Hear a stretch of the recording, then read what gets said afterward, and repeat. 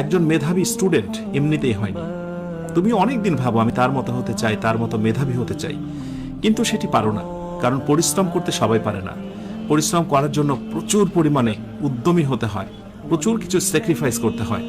আজকের পর মনে মনে একটা প্রতিজ্ঞা করো, আগে যা হয়েছে হোক, এখন থেকে নবোদ্যমে প্রতিদিন কমপক্ষে 10 থেকে 12 ঘন্টা পড়াশোনা করব। বিশ্বাস করো, এইভাবে তুমি যদি একটা মাস পড়াশোনা কন্টিনিউ করতে পারো, তোমার যে ল্যাকিংসগুলো রয়েছে, ফার্স্ট ইয়ারে যেগুলো ল্যাকিংস আছে সেগুলো পূর্ণ হবে, সেকেন্ড ইয়ারে পড়াটা অনেকটা এগিয়ে যাবে এবং মনে হবে পরীক্ষা যত দ্রুত হয় ততই ভালো।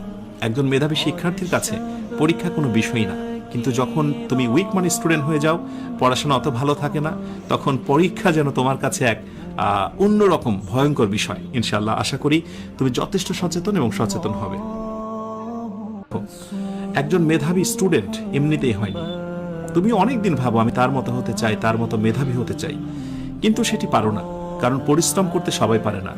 পরিশ্রম করার জন্য প্রচুর পরিমাণে উদ্যমী হতে হয়, প্রচুর কিছু স্যাক্রিফাইস করতে হয়। আজকের পর মনে মনে একটা প্রতিজ্ঞা করো, আগে যা হয়েছে হোক, এখন থেকে নবোদ্যমে প্রতিদিন কমপক্ষে 10 থেকে 12 ঘন্টা পড়াশোনা করব।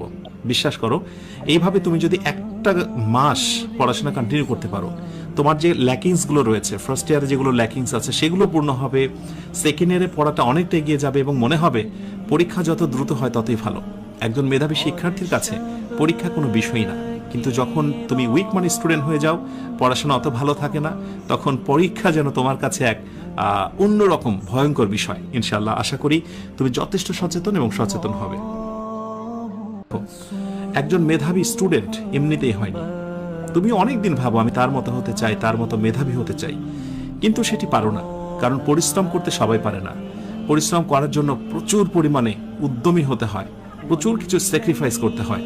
আজকের পর মনে মনে একটা প্রতিজ্ঞা করো, আগে যা হয়েছে হোক, এখন থেকে নবোদ্যমে প্রতিদিন কমপক্ষে 10 থেকে 12 ঘন্টা পড়াশোনা করব।